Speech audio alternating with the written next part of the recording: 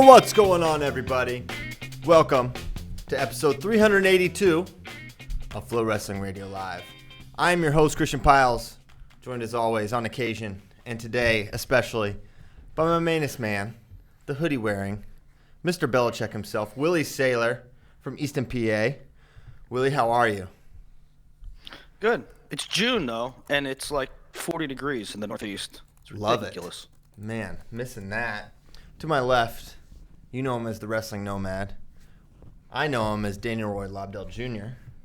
And straight away, Kyle Brackey, joined by the Eagle and the Bronco, as always. The two most majestic animals in the land. Can we talk about some of the Twitter handles that are getting made? Because last week there was a new Twitter handle called Kyle Brackey's Eagle Trophy. I love it. I love it. I love all of the fake Twitter people. Then the FRL ones. 3 Count No Biscuit. It's a pretty good one. There's a lot of really good ones. Yes, thank you. Thank you for all those. More Brackey related ones. That's funny. Okay, so where do we go? I have to start with a few things on the top of my mind, Willie. Because I was at the Jiu-Jitsu World Championships this weekend. It was really fun. And there's a lot of parallels between Jiu-Jitsu and wrestling. Willie, I know you work with Jiu-Jitsu some on the Flow Grappling site. But some interesting stuff going on. And I think whether you like Jiu-Jitsu or not, you'll find some of this stuff interesting. So here, I'll start. And y'all haven't heard this story. I haven't even told you guys this yet. So there is basically a grappling meme account that just recently got made, and it's called BJJ Steroids. And basically, it was really small to start this week and had like 2,000 followers.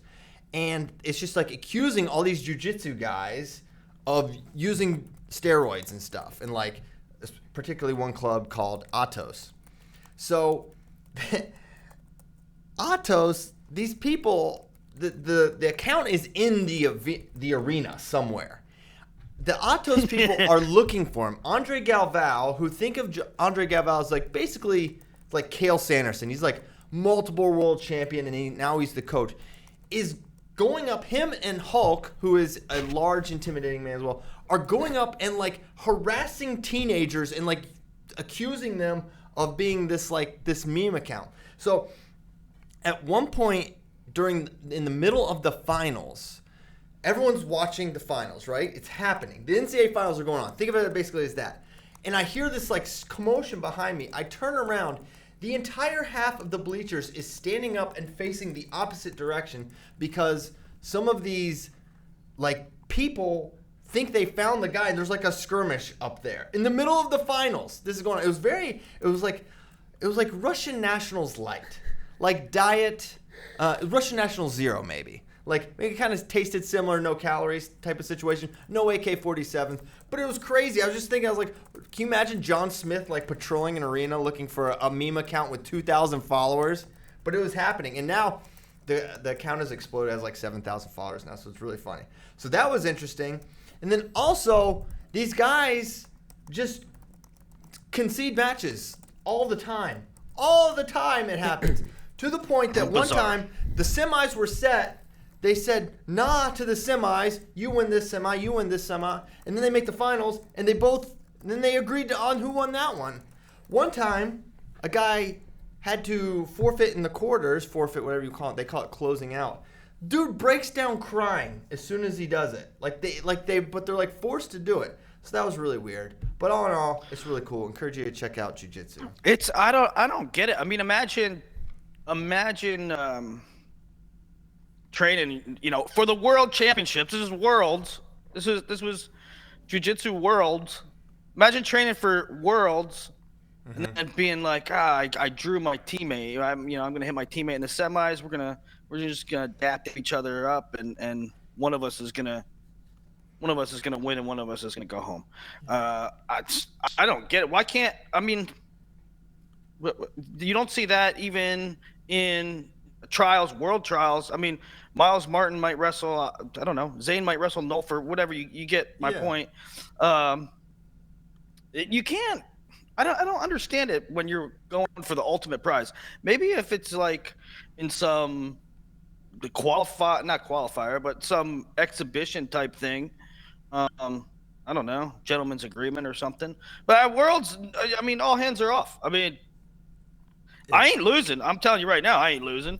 But the weird thing to me is, one, if you leave. So basically, what happens is these guys are in the same club on occasion. Leandro Lowe and Bouchesh are not in the same club. They just happen to be friends. So they just decide who wins because they get along. I know. But in general, they're like they're on the same team in the same club.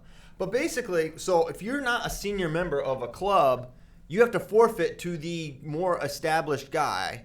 Yeah. But so basically, the club prevents you from winning. But if you left the club, you would be totally trashed, and the club would hate you for leaving it. It's totally backwards. It is.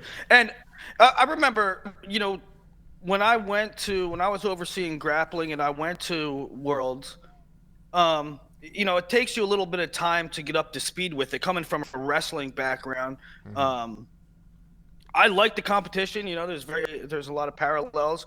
The scoring system for a wrestling fan takes some time to get up to speed and also leaves some things to be desired. But then I kind of got into it, and then there was a semifinal or a final that I was really looking forward to because I started liking this guy and I started liking that guy, and then they were going to fight, and then they dapped each other up and they forfeited. And I was like, man, that's a bummer. And then even this year, I don't follow it as closely as I did before or at one point. But for Worlds, I started reading a preview that was on Flow Grappling, and it was like, the something weight is could be the best field ever. And I started reading the preview and was like, yeah, we probably won't see this match because they're on the same team and one of them will forfeit. It's like, yeah, you can't even get hype about it. Because when the brackets come out, you already know there's going to be a closeout. Yeah, it's a really weird it's a weird thing I learned about this weekend. Because I quote tweeted you and just said hate it, and someone retorted with, well, sports aren't always about winning and losing, and I'm like, yes, there are other things that go into sports other than winning and losing. However, when we have reached the pinnacle of the sport, the World Championships, I don't think there is anything else. There is entry into the tournament to win the tournament. Yeah, it's trash. It is trash. So the only real parallel, I mean, I guess the parallel in wrestling is you don't see that in wrestling except one place. Iran. And that is Iran versus Israel. Yeah. Which is a wholly separate and they agree. thing. They're excited about forfeiting to each other. Somebody sounds like, oh, cool. Like the Meow brothers. They're like, oh, I'll make it and I'll give it to my brother because he's not as good as me and he wouldn't beat me, but now he's a champion because I just gave it to him. It's totally. And here's the thing. Yeah, everyone acts like we're just so uncultured and we don't understand jiu-jitsu culture. It's like, no, this is just the overall spirit of this is a competition, which means you compete. And the weirdest thing is, what's the worst that can happen? You lose? Someone loses a thing? I don't understand it. I don't understand what the negative is. Yeah. That's all right. It's very weird. Flow Grappling does a very good job, so I'm glad that our guys were there, and I'm sure CP was happy with them. But that part of the culture, very odd. Yeah, very strange. Okay. So we had Akron last week, and now it's Final X week. And I don't know how much you guys want to get into Akron Recap. It's going to have to be rapid fire, I would say. But just Willie, some overall takeaways from U23s and or cadets. Well, I thought that I don't think it's even debatable that U23s, the field was down. I think the highlight of it was probably Pletcher versus Ironman. That was a fun series. Kirkfleet, his run at a U23 level, he's just the first year in. Thought he looked very good. This is his first year on U23. Yes. But who knows what we see at who goes to Worlds? I don't know. Does everybody that made the team at U23, are they all going to go? Are they going to decline because it's so late in the year? Chaz, I don't know. Chaz isn't going. Yep. Max Dean is. Brady Berge is. I'm sure Pantelio and Ironman will, given one graduated and the other one's taking an Olympic year. Well, that was I put that in the in the topics for the show too is updates on Olympic years. I think there's going to be more people taking Olympics than what we realize. Yeah, I'm curious to see who all does, but I haven't heard anything recently.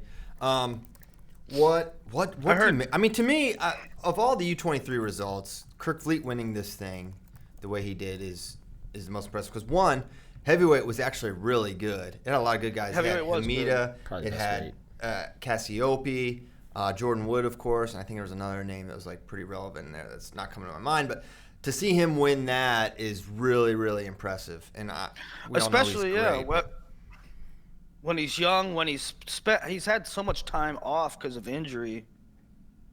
He was banged up for quite a while, but looks all system go. On the cadet side, me and Nomad will do a more comprehensive thing on the cadet side, but the brackets were loaded. I think we came away with an awesome team that, in my mind, I don't see how they don't medal as a team or seriously contend to medal as a team.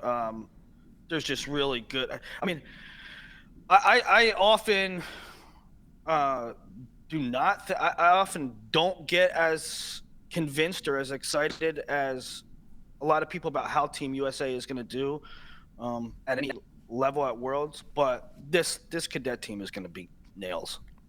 That's great. Yeah, I'm excited to go over that with Willie. Like I said, we're going to give that its actual due. But just real quick, the thing for me was the storylines. Returning world medalists get pushed to 3 matches.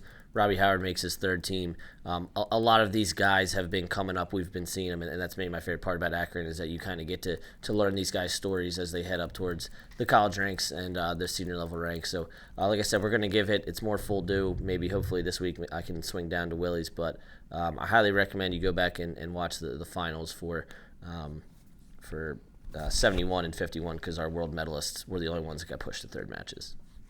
Yeah, I was surprised to see Facundo drop a match. I mean, Mastro's obviously a talent, but I just figured at this point in his career, Facundo would be just further separated, which maybe is my ignorance or maybe underrating of Mastro. But Facundo has, and I actually picked Mastro. What? Not. Yeah, that was a thing too. I would imagine. Facundo has wrestled a lot of tight matches recently. I think the next stage in his development is creating more angles and more leg attacks because people are starting to not wrestle him. They're not being as active. He's pushing people around the mat everywhere. His positioning is amazing. He won a match in the semis or quarters 2-1. He was trailing with 46 seconds to go. Even though he moved the kid around the whole mat. So it's like he's superior. It's just getting in on attacks more often and more consistently. I think we see that. That's the next step for him. Yeah, and for me, this Kyle Haas kid, and what is he going to be ultimately? He made both teams. I've always been kind of following him because what was that year, Bracky? Was that 2017 when we went to Oklahoma State and they're like, that's Tyler Caldwell's brother. And he was huge. He was like a 7th or 8th grader. And he's probably like 180, 190 pounds or something like that. Nomad and I saw him at Tulsa one year. And we saw Tyler Caldwell there and we're like, what are you doing here? And he's like, oh, my brother's wrestling. And then his brother came by with him, and he was like just as big as him. Yeah. And we're like, how is he still able to compete in this tournament? He's enormous. So I don't know. I've always been kind of following him and see him to make both teams, and how big he's probably ultimately going to be. An upper weight that can move like that. He's going to be a very high big boarder ultimately. I would assume. Yeah, we knew he was coming and. He's one of those kids, like, sometimes this happens, not sometimes, often, where we're like have high expectations for a kid and then he does okay but not great.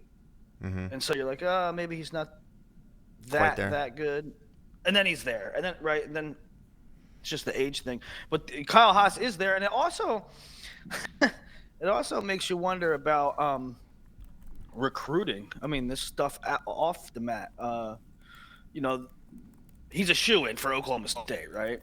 But in the sweepstakes for Oklahoma State's in the sweepstakes for Amos and Ferrari, and what is Haas? Are they 84s, 97s heavyweights? What grade is Haas in? He's a He's sophomore. going to be a junior. So he's a year younger than Amos and Ferrari. Or a grade younger. Huh, interesting. I'd be surprised if Braxton went to Oklahoma State, right? Wouldn't we? I feel like Ferrari's more likely for them, and then Haas. I don't know. They can figure it out. Maybe one can go 97 and one can go heavy and juggle redshirt years. Maybe they'll get on the gray shirt train. Speaking of Oklahoma State lineup stuff, does Dayton take an Olympic? I don't know. I mean, well, think about. For two reasons. I'm asking for this. I was thinking about this last night. At first, I started thinking about Oklahoma State's lineup stuff with, we've been talking about Oklahoma State lineup stuff for a long time. But if Dayton takes an Olympic, it even further kind of muddies some stuff with Jason Burks and Master Giovanni coming in. Mm-hmm. But then, so I was thinking about that. But then also another thing with that is, if Dayton takes an Olympic, and Micic takes an Olympic, DeSanto's going to move way up. It's going to be really good for Iowa. Well, yeah, that will help. Gross entering the field kind of knocks him down a peg. You have to figure that's a nightmare matchup for him. So maybe slides up one spot. But yeah, I mean, all that depends. We're only talking about the Iowa team race if Spencer Lee wrestles this year, right? So he needs to compete for Iowa to have a chance. And for Oklahoma State, do we think they're in a title shot type of situation this next year with who they lost and who they have coming back? They're going to be pretty good, certainly in the lightweights again. They're going to have pitch potentially Dayton, Cade, G, Boo, right? And then Joe Smith is back for another year.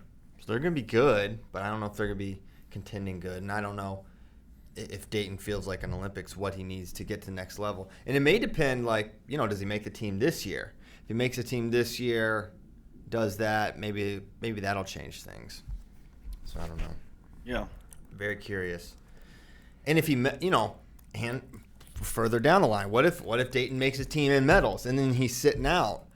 Then do you maybe say, okay, I don't need an Olympic as much because I'm already in the thing, or maybe, I don't know. There's a lot. We should just ask him. Final X Lincoln. Okay. Any further Akron thoughts? LeBron doesn't live there anymore, so that's too bad. We used to always talk about. We did drive down LeBron James Way. Drove down that road. You think they love him or hate him there? If they hate him, then they suck. All right. Agreed. Couple other things. James Holzhauer lost on Jeopardy. I'm really sad. He gave it all he had, but he just lost. And it's the end of an era. Here's the thing, though. It was like 90% skill. I think it was 10% luck. I think it was 10% pain. Willie's been doing Fort Miners Remember the Name 80% of the show. And I've been messing it up on purpose because it's fun. He kept going. He kept being like, it's 10% effort. All right. I don't know. I didn't get into it too much. I didn't have time to get into it too much. So I was traveling a lot during his streak. But from what I read, the takeaway was that he had this amazing strategy. I watched it a couple times. It seemed like he was just smarter than everybody. Yeah, everyone talking about the strategy. It's like, no, he buzzes in and he knows the answer. No, he knows more answers. That's a good strategy. That'll help. Yeah. And, to be fair, that is a great strategy, as Nomad points out. It is a good strategy to know more than people and to buzz in and to say the correct answer. Maybe a lot of people haven't thought of it. It would be the Like, first didn't thing he have I a would perfect game one time? Didn't he get everything on the board right? He had a couple where, well, no, he's never done that. No, I don't think anyone's ever done that. But he did that. Oh, well, then what's the big deal? He had a couple games where he didn't get any wrong. Ah, okay. I want a perfect game. I want, was it 40 questions? Well, yeah, but You can't get everyone. it's tough to just to You buzz. can't get them all right. Well, it's tough to buzz in everyone on time. You have That's to like be the half first one game. to buzz in. Yeah, I understand how the game works. I'm saying until a guy gets a perfect game or a girl, then I'm not impressed. This is one of your takes, dude. This is highest point in Fargo kind of stuff. Yeah. You can't buzz The in. highest point in first. Fargo. What? Right. When a guy gets a perfect game, let me know. All right. Be You impressed. can't. You're not gonna be the first one to buzz in every time. Not with that attitude, you won't. All right, we gotta move on. He's on the B-dubs is the highest point in Fargo take zone right now. All right, Final X Rutgers is this week. Myself, Kyle, Daniel, Mike, Ryan, Spay, Caleb Davis Piles will all descend upon the East Coast we're being deposited in various areas. Bader's going to Cornell. Danny Roy going to Princeton. Yeah, I'll be in Jersey the whole time. You could be Dubuque trained. Myself, Kyle Brackey, and Andrew Spay will be Turtle People in Maryland. And we'll all go to Rutgers on Thursday. So that's going to be fun. So this has got to be the Final X Mega Show. I don't know. There is a possibility that maybe we can do a thing with Willie where he calls us and records a thing, and then maybe we just upload the podcast. But we won't go live again until Why don't y'all after y'all the should Final just come. X's. Y'all should just come here and do something. Maybe, especially darts. afterwards. Maybe. No, not play we're- darts. We're going straight from literally. Shoot We're a gonna show. get up Sunday morning and drive straight to Blacksburg. There ain't no time for that. Yeah. It'll be like a call-in situation.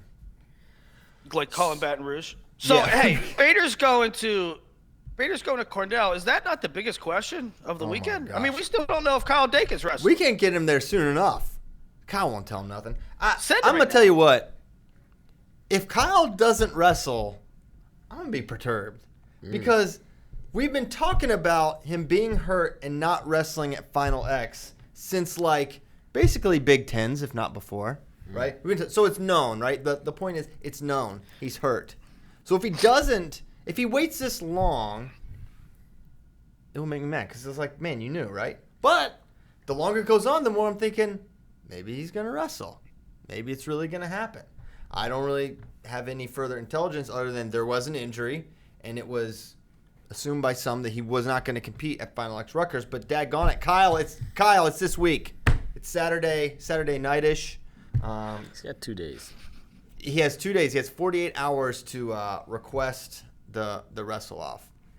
So now it could be the ultimate gamesmanship where he is going to ask for and he knows he's going to ask for it, but maybe just mess with Ringer and make him start his cut and try to peak his That's body not for nice. Saturday. Huh? That's not nice. It's not nice. That's why I'm perturbed. So I don't know. I don't know if he's going to wrestle. That's it. I hope he does. That's all we got. Hopefully Bader can go there and get some truth serum out of him. Maybe he should show up to the Freedman Center and be like, "Hey, Kyle, you want to roll around for a bit?" Yeah, and then we'll know for sure. If Kyle will wrestle Bader, then we'll know it is on for Saturday. That's right. Well, That's there right. was that tweet. There was that tweet about him rolling around with Gabe Dean. I don't think you'd roll around with Gabe Dean unless you're close to being ready. I mean, they were Yeah. talking about launching each other, and I know. You would think. You know, they say like for years he just massacres Gabe Dean, like just destroys him, which is like mind blowing. That anyone would massacre Gabe Dean is like kind of hard for me to like envision, but they say he just like he's pretty. You know it, and you know what that means, no man. So okay, so Daake watch 2K19. We'll find out together, ladies and gentlemen. Why don't we talk about that match? Alex Daringer, he looked quite good, I'll say, at the World Team Trials, dispelling, taking out Zahid Valencia in 2 matches, no problem. Let's get into it. Let's make predictions. Put it on wax. You want to hear my expert breakdown? Yeah. My expert breakdown is I think everybody saw Ringer and how good he looked, and everybody gives Ringer a shot. but no one, including myself, is picking Ringer until they actually see it. Nobody is going to pick Kyle Daake to lose until they actually see it. Because he's Kyle Daake, and he always does it. What? One of you guys are picking Ringer? I think I already kind of did one time, and I might do it again. I will personally agree with you, Willie, that I'm going to pick Kyle Daake. But you don't speak for all of humanity. Yeah. I'm talking generalization. Yes, there's some people. There's a sprinkling of people. They're gonna pick Ringer before it actually happens. But the thing is that Kyle's just a winner. I don't know. I know. What does Kyle Brackett think? I think that Kyle Daake is going to win, and I'm not going to pick against him. And I'm pretty sure you did pick Ringer. I'm pretty sure I did. When we did the confidence points. Yeah. I think I did. No, Matt, weren't you keeping that in a spreadsheet to post on Twitter later, but then never posted on Twitter? I never posted on Twitter later. No, it's not ready. It's not ready. Yeah, that is how that went. Christian, pull the trigger, dude. Willie always says I never make any bold predictions, but I make the boldest and bravest. Man, I think I'm gonna do it. I'm gonna pick Alex Daringer to beat Kyle Daake. I like it. I just can't do it myself. In 3. Here's the thing, and I think we have beat this drum enough that people are aware. We will be not only just fine if Ringer wins. I think either one of them are the best guy in the world at 79 kilos. And that we will win a world title no matter what. I agree with that. I agree strongly. And it is because of that. That's why I have because if there's listen, all systems go Kyle Daake. Yeah, I'm picking that guy. But this is the best Alex Daringer ever. So he's better than he was a year ago when he basically almost beat Daake, right? Yeah. Who was optimized Kyle Daake at that point in time. Now Kyle hasn't wrestled since October of 2018, a match, right? Yeah. An actual match with weigh-ins and such. And I think, man, if it was a 9 versus a 10, now if Dake's back just a little bit, maybe Daringer's got enough to do it. I think as it is the biggest question, I think, in everyone's minds, and why most people aren't picking Daringer is just that indefinable quality that Kyle Daake has that is why he's a wrestling legend. It's like the dude's just a winner. He just wins wrestling matches. That's probably a stupid reason. It's probably a stupid reason for me to say I'm sticking with Daake. I used to think that too. Willie. I don't think it is. He's a gamer. I don't know. I mean, Ringer, for all the reasons you just said, Ringer was so close last year, and now he's better, and Dake's health is a question mark.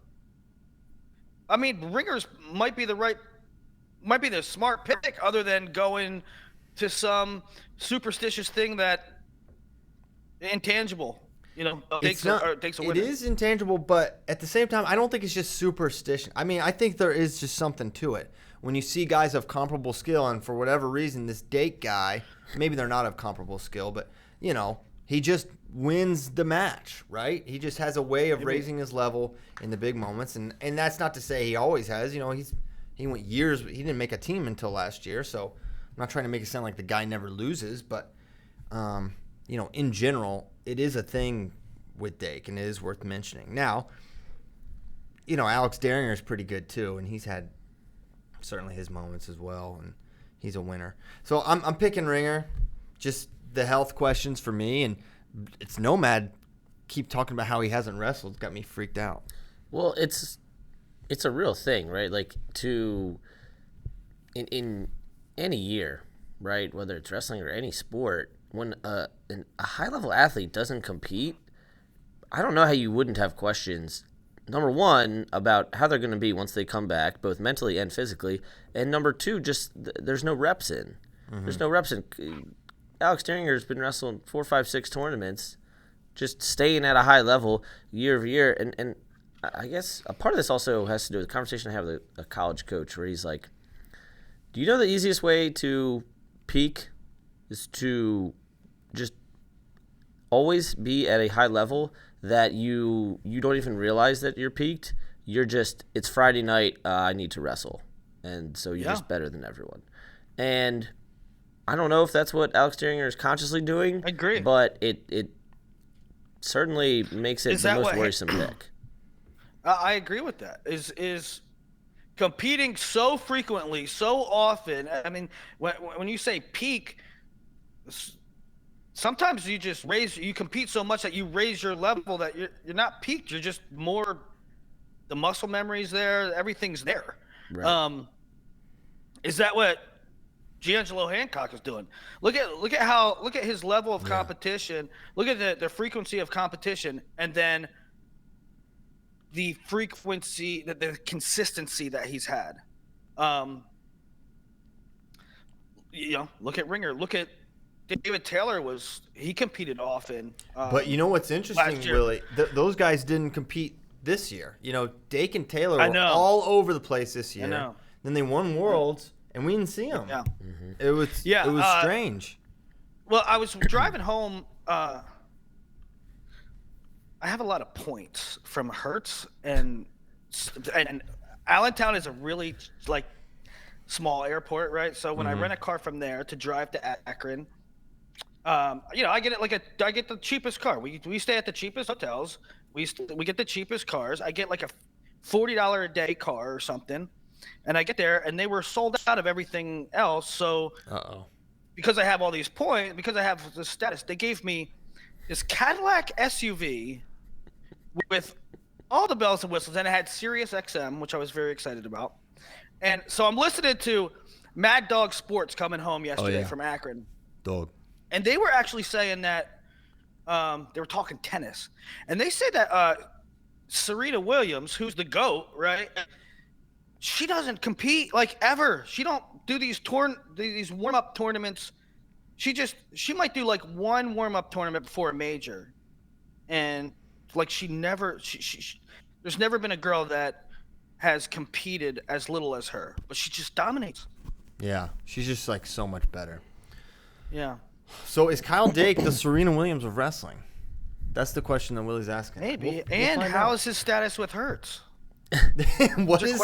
Does Kyle have serious? I would think Daake, if he wanted serious satellite radio. But though I wonder, would the radio waves disturb his sort of, his body system movement, the functional patterns? He's also got everyone on the Cornell team with the red screen called? The red screen. They've got a lot of them have the glasses. I'm talking to Berryessa this weekend. They're one of the guys on their team, and he's just scrolling through, and I could just see the red. He got everybody on that. Kyle's ring there. As far as the actual matchup and the technique of it, go back and watch I think I brought this up before. Go back and watch the U.S. Open final from last year, and look at how far back. I want to say it's his left arm. Kyle Daake keeps his elbow comically far back, he's pulling a gun out of its holster. He's crouched back and his elbow is completely behind his shoulder blade. Yeah. Just to keep away from Ringer's dump. Inside, yep. And then the second he lets it in, and this is how that final flurry started, the second he lets it in, Ringer gets in. So Daake has a very high level of respect for Ringer and knows exactly what he's going to do. So I'm sure Daake is fully prepared for this, but it's just comical to see how far back he keeps those elbows. Is there any concern 2-hour weigh-in Ringer related? Not this weight. You don't think so? 74, sure. I don't think this so. weight, no. 2-hour weigh-in, 70. That guy is, man, I don't know. He's so big. Maybe not. Maybe it's not a thing. I mean, he keeps saying it's perfect weight for him, and maybe that's just lip service. But I don't know. I just think, has he competed 2-hour weigh-in? He won World Team Trials, but he made weight, and then he got to hang a little bit, right? Yeah, I mean, everybody else said do that. So, but yeah, I see what you're saying. No, I don't think it is a concern for Ringer at least. Good. And he made flat twice in Vegas, right? Yeah. It would have been So 2 he days. should be fine. As well as Urigan and. All right, it's fine. He's no trouble. Okay, I'm going with Leon. Might be 50% pain. What other? Let's go to another match. Let's go to Gable Griz. This is breaking my brain too. These are Final X is giving us some hard decisions. And this is a very difficult one for me Because I can't figure it out what's going to happen. I kind of want to stick with Gable. I feel like I've kind of planted that flag in the ground for Gable. But man, the savviness of Griz, the athleticism, the Nomad. You say savviness. I say and yet here I am working on this article. You're right. And it's kind of centered on, it's going to be hard to do the social copy for it. I don't envy Kyle Brackey. I'm going to talk to him about it before he does it. But I'm not sure if I want to pitch it as like, this is Griz's fatal flaw, or like, this is Gable's opportunity, or this is Griz's fatal flaw, or this is Griz's opportunity to get reps to fix this thing, which is that every single match he lost last year, he was leading in the final minute. Not like going into the second period. Like, final minute. 60 seconds to go or less was winning. Hold on, not last. I mean, this is a trend. This goes back farther than just last year, does it not? It does, but I only went back as far as last year, just because. Even against Zach Ray at the trials that one year. Yeah. Mm-hmm. He had that match won too. Okay, it is interesting. And so my question is, Griz was somewhat of a late bloomer, right? Like I don't think he placed in Fargo till he was like junior or senior, I believe, and then, he placed as a true freshman, which I guess is impressive, but he's always kind of been a little bit behind. He wasn't like super high on the big board when he came up, is what I'm saying, right? Whereas Gable has always been the guy, maybe best high school wrestler ever. I'm saying there's a difference in Gable's trajectory and Griz's trajectory. True. And then it was always, can Griz become the guy? Can Griz become the guy? And he only wrestled Tervel once. It was mainly Zach Ray. He couldn't get over the hump. Then he didn't have to beat Ray to make the team in 2017, and Ray's gone. Obviously, Tervel's gone, and now he's the guy. So did Griz miss out on getting those reps when he was younger? And is that maybe the issue, or is it? I don't know. I don't think so. I get your point, but man, he's been entering the open and trials and all this stuff for a long time. He's got, I don't know, I'd say probably over 100 senior level matches at this point at 125. Like big matches of consequence. Big matches. Don Bradley. I mean, I just feel like I've been watching wrestle freestyle for a really long time. So I feel like with all the number of international like traveling and tournaments he's in, I feel like he's got a lot. So I don't feel like that's it. But so I was thinking about that and thinking about kind of how he's lost. He's lost by giving up like exposure off his own attacks, errant shots like against the Chinese guy. But that's not really Gable's game. Mm-hmm. Gable's like gonna control center and take you down. But I don't see, and maybe I'm wrong, but I don't see him crotch lifting Griz or chest wrapping him or anything like that. I just don't see that. I think it's going to be a straight takedown battle. I think if Gable's going to win, it's just got to be straight takedowns. It would seem to me more likely that if Griz is going to lose, like shooting himself out of the match, so to speak, it's more go-behinds than like crotch lock or chest wrap type stuff. Giving up go-behinds? Right, from Gable scoring off of Griz's attacks. Yeah, Gable scoring like re-attacks. Yes. Stuff. Yeah, I could see that for sure. Right. I was gonna say Gable like doesn't give up re-attacks like ever because he's so quick strike and he doesn't really allow himself to get under guys. Whereas Griz will definitely shoot under you, and absolutely he has that uncanny ability to finish. Gable's never wrestled a heavyweight like Griz. I don't think there's no, you can't look at Dom Bradley and say, oh, Dom, even though Dom and Griz have had battles, or Tony Nelson or Kuhn. It's just like completely different ball game, completely different dude, which is why it's like so difficult to prognosticate this match. And Kassar's quite a bit smaller than Griz. Mm-hmm. And Griz, I don't know, maybe not as good of an athlete as Kassar, but much closer than some of those other guys you just mentioned. For sure. In terms of, and maybe even a better athlete than Kassar, I don't know, because it's different levels. But Griz is more athletic than most of these guys. Yeah, I really don't know. Stephen Kyle. First of all, got a good comment from YouTube. Can we get a live shot of Griz's mom when CP inevitably picks Gable? Yeah. I talked to her at trials. She's not much has changed. I'm gonna take Griz, but will not be surprised at all if Gable wins. I'm just taking the safe bet here. You don't want to get yelled at. That too. At this point, I would like to keep the hatred to CP. Yeah. I don't want to feel that wrath at all. No, you don't. You don't want her yelling at you. Okay, Danny Roy. I'm taking Griz. He's two-time senior world medalist, and I cannot get that Kassar match out of my head. That Kassar match is like 6-0 in freestyle going into the second period. I understand that, but You don't understand. it is just the nature of losing a match that we're all like, Psh, Gable's gonna win. Yeah. And I don't know. I got Griz. I think that Gable sort of is Griz with a little bit more naturally gifted ability, but I think it's still Griz, and it will be for a year or two. I'm going Griz. And that being said, Gable was a different man from NCAA season to his freestyle season, so I'm with Kyle that I won't be surprised either way. All right. I'll take him. Give me Gable in 3. There you Yes! go, going Ringer, going Gable. CP's being the contrarian today. I don't think it's contrarian, but I guess it's against conventional wisdom, and no one's going to yell at you for picking Griz, right? But it is a little. And again, let's beat this drum. Gable wins. World level, we're just fine.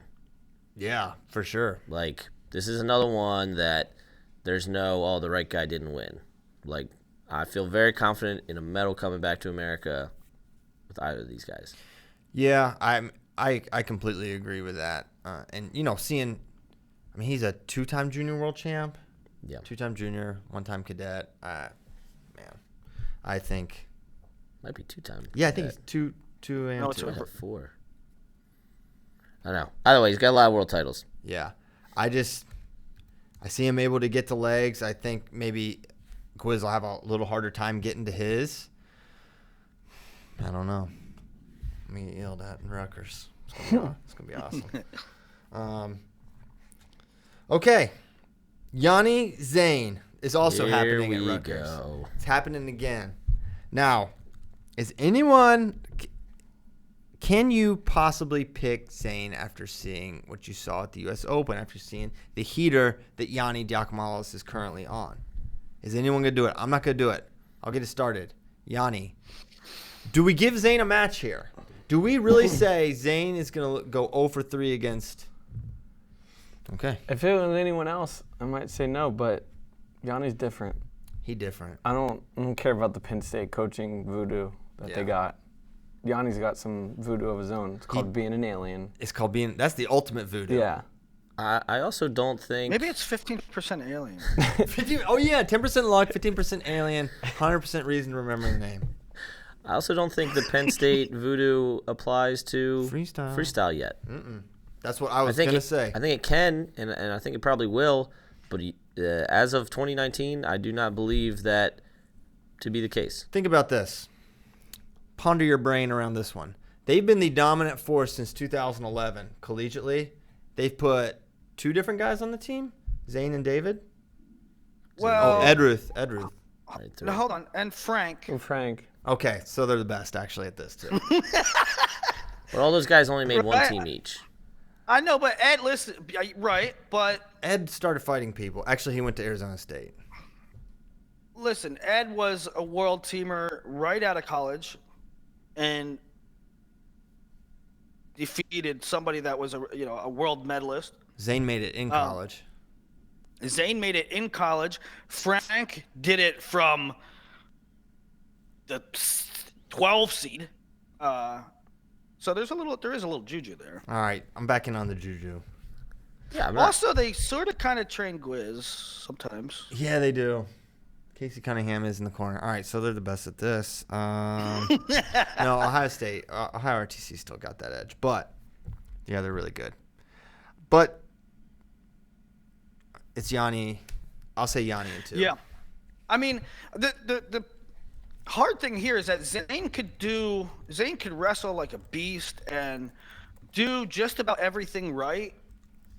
And like you could see this matchup, and you could see this happening to people that Yani defeat all the time is like you go out there, you do everything like you probably should do, and then you lose and you walk away like, what else could I have done? It's because Yani does crazy stuff. Daniel.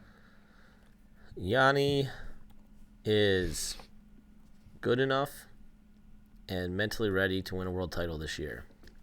This is the one weight where I would be, and if Zane wins, I'm obviously going to root for him. But personally, I would much prefer for our world medal chances to have Yani on the team this year. Did you see Mike Mal's tweet? I don't know if it was about last 65. night yeah. Oh, it's going to be a bear. For either of these dudes, it's going to be a bear. And so I think, to your point, Nomad, it's that there's no margin for error, right? There's no margin for error with this field. Let's take a look at Mike. Listen to this field, and it's Odaguru, Chikayev, Haji, Kishishvili, Bajrang, Tobier, and our guy. America. So, insane bracket.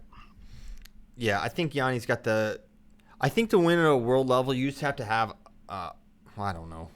But it makes sense to me to have like kind of a really diverse skill set because you need different things to beat different guys because all these guys have different stuff. And Yani has that. Zane has like kind of one way he can win, whereas Yani maybe has more. But we'll see. Zane's still young in his freestyle career relatively. If Zane had a turn, like a reliable turn, he's good for a takedown or two. If a match, regardless. I mean, he was getting takedowns against Jordan. He took down Yani, but it's just he's not going 2-2 like in his folk style career. It was like a 3-point takedown because at the minimum he would ride out the period. Yeah, but more than likely he would also turn you. So he just doesn't quite do that yet. Hey, before you yell at me for forgetting something,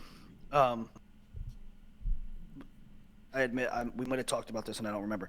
Did we discuss anything about Yani and an Olympic red shirt? No, not really. What do you think? What's your feel on it? I don't think depending on if he makes the team. I don't think he will. I think Yanni's. I think when you look at the team Cornell's going to have, I think he'll get some pressure to not do it. Maybe he'll have a modified season type of deal, but I don't think he does it. But then again, what if he wins a world title? What do you think? Because their team chances? That's what I'm saying. Yeah, I don't know. If I'm Yani and I make the team, I probably want to do it. I mean, same thing I said a few months ago. The farther along he gets, the better he does, the more likely it becomes. Mm-hmm. And another point that I don't understand it. That may be true, but I don't understand it. It's like clearly he's on the cusp of making a team, like or winning an Olympic medal. He beat the world number one. What does him not making the team or not winning a world medal change for 2020 and like the amount of focus that year's going to require? It's like, oh, if I don't do as good, I don't need to focus as hard on it. Yeah. Like, I don't understand. No, that. I'm saying I think he is realistic about where he stands, and so I believe Yani has a maybe pure thought process on the Olympic red shirt, meaning like if I take an Olympic red shirt, I am going to win the spot and be contending for an Olympic medal. Whereas I think some people don't necessarily take Olympic red shirts for that reason. And so I'm with Christian. Established. It's established. He can make win or lose. Win or lose. You make the team or don't make the team, or you go to Worlds and go 0-1, or you go to Worlds and win the whole thing. I don't think there should be any change in philosophy. I think if you're Yani, you say Olympic gold is the dream, it's the goal. I'm taking the Olympic. I'm putting all my 90% energy, 10% pain into making the run at Olympic gold this year. And I think he should. I think he should. No matter what happens from today going forward, Yani should take an Olympic. Yeah. Just with the data we have right now, if he had got fourth at the Open and like runner up at trials, we'd be like, he'd be on that. But now that he's done this, he won the Open, he beat Bajrang. Okay, it's established. He's the favorite to make the 2020 team right now. Even if he loses to Zane, I think people would say in a year it'll be him, right? But anyway, so getting back to the original point I was going to make, so U23s were this weekend. There are 5 guys and then a few girls in Greco also that can still wrestle off for U23 spots.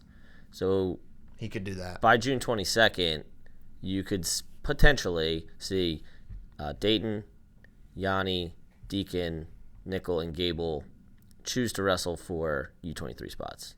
Doesn't mean they will, but they have the ability to do so. They have that option. Are we talking about? I don't know how many will do that. I hope they do. Again, the date of U23 World screws everything up, but if some of those guys are going to take Olympics and not wrestle a college season anyway, we might see them go that route. But where are we thinking? Fargo wrestle off, or where do you think those wrestle offs will be? I don't know. Because if Gable loses to Griz and then Gable elects to wrestle off Kirkley for the spot, count me in. Oh my god! As wanting to see that. Yeah, I'll also raise my hand. Okay, is anyone taking Zane to win so much as a match against Yani? No. I ain't picking it, but very well could happen. I mean, the match wasn't like an blowout. Yeah, he had to score late to win. Okay, so we all have Yani in 2. That could blow up in her face, but I'm sticking with it. Oh, it could very much blow up in her face. And then finally, all these could blow up in our faces. Everything. Actually, I feel most confident in this one. Jaden Cox over Bo Nickel is my prediction in 2 matches. Bo's super special, and I think he's going to be a real threat to make the 2020 team. But I think Jaden's. I'm having a hard time seeing where Bo scores on Jaden Cox. Riddle me this: Jaden Cox, according to our guy John Michael Zach, our intern, and Mike Mao, has not been taken down since August of 2017. They're highly incorrect. Zach? They're highly incorrect. Okay, please correct them. Karimi took him down last year in world quarters or semis, and he literally lost a match to Sharifov last year as well at the finals of Ukraine. So they lied to us. They lied. And then I distributed the lie. Jaden also lost at a rankings tournament. He lost at Dogu. Last year? Yeah. Okay. What's our intern's name? He has 3 first names? He's the man. John Michael Zach. Don't you dare. John Michael Montgomery? Oh, man. I hope he beats you up. You should see this guy's arms. He's like Holmes level. Gun show. Big arms. Big arms. Holmes Bigger level heart. midnight. Here's my take on Jaden and Bo. If Jaden wrestled like he did last year, I would give Bo a real shot. Jaden's not wrestling like Jaden did last year. Jaden's wrestling like no other Jaden did before. He's dominant. He's diverse. He's very confident. He's aggressive. I mean, there were moments last year, in his career, he's let some matches get away. He's at some points been not too very active. And he's not doing that anymore. I mean, he had close matches with Zilmer last year. And Yeah, I just think Jaden is in the best position of his career. I think he's in the best place mentally and physically. Some kind of switch got turned on, and I think this is the best version of Jaden we've ever seen. And so, for that, I'm confident in Jaden. Bo is certainly dangerous, and like I said, if Jaden was wrestling like last year, I might be inclined to take Bo, but that's not really the case right now. Yep. All right. Steven, Kyle? I'm taking Jaden Cox. I'm Team Nomad on this one. I like the dueling hit pieces that we had yesterday.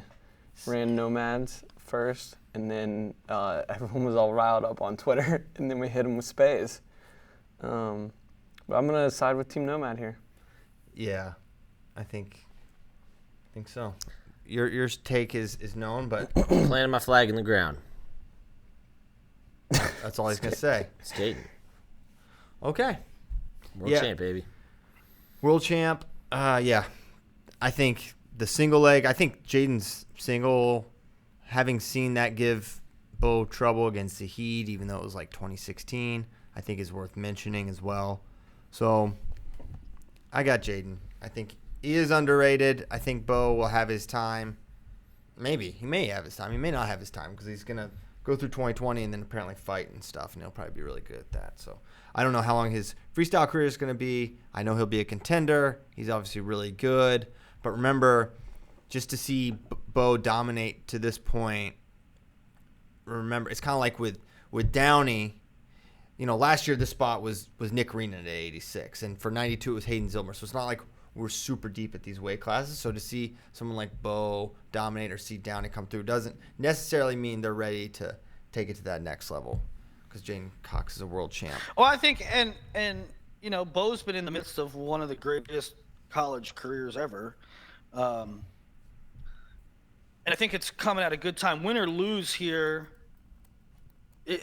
it's a good time. It's good timing for Bo in that he hasn't had a whole lot of international freestyle experience, and now he'll get that. Win or lose, he can go on some tours and face some foreigners and come back and prepare for 2020 really well. One thing that I noticed when I was writing my article was that the high crotch that Bo was scoring on was the opposite. So the Karimi takedown, it was the opposite side of that. And I can't remember if it was lefty or righty. But so Bo shoots lefty, and then the one time he shot righty, he got completely stuffed by Mock. And I think that's Jaden is smart enough to get guys to go the side he wants them to go. Well, yeah, Jaden's a left leg lead, so the left side high crotch would come to that side. But yeah, I think that does play right into where Jaden's super comfortable. But I think people have a hard time getting to Jaden's trail leg too. He's just really tough to get to. And sometimes they can get to the leg, but he will sprawl forward and move his leg, and your hand will be 6 inches behind it at all times. Yeah. Maybe still the greatest non-scoring move I've ever seen. Yeah, I can't find it though. I was looking for it the other day. Do you know where it is? Should be Olympic. Yeah, I know. I know where it happened, but I can't find the video. Oh, well, that's terrible, and those videos should not be locked in a vault somewhere. Yeah. All right, so that's 92. That's how we're closing out, I think, Final X Rutgers. It is. That's a smart decision. Let's go to Lincoln, Nebraska. What do you say? Where I'm assuming we'll finish with Jordan Burroughs versus Isaiah Martinez. So let's start there. Imar, JB. JB said, hey, this guy's going to be a bigger problem this year than he was a year ago. Is that just Jordan trying to hype himself into, taking this match super, super seriously in that? Or how much of that is, reality? Anyone can talk.